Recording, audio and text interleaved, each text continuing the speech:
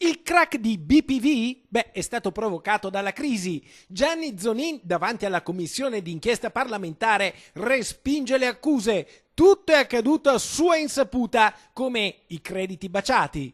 Io l'ho saputo il 7 maggio 2015.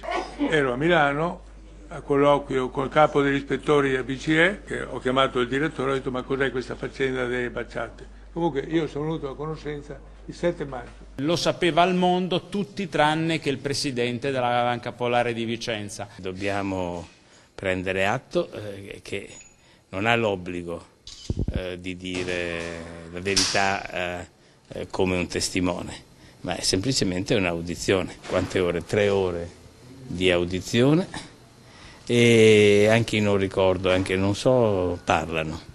Per cui non è finita qui poi, perché stiamo valutando se audire l'amministratore delegato. Polemici i membri della commissione d'inchiesta parlamentare. Gianni Zonin assicura che sulla fusione con Veneto Banca ed Etruria non ci fu nessuna pressione da Banca Italia e proprio sulla fusione con Etruria interviene in audizione anche il presidente della Consob, Giuseppe Vegas, che fa esplodere un'altra bomba. L'allora ministro Boschi avrebbe espresso un quadro di preoccupazione perché, a suo avviso, c'era la possibilità che Etruria fosse incorporata da BPV e questo era di nocumento per la principale industria di Arezzo, che è l'oro. Intanto in tribunale a Vicenza con oggi sono 5.000 le richieste di costituzione di parte civile. I risparmiatori chiedono di essere risarciti e rispondono così a Gianni Zonin, che anche lui dichiara di aver perso dei soldi in questa faccenda. No, non mi dispiace mica, anzi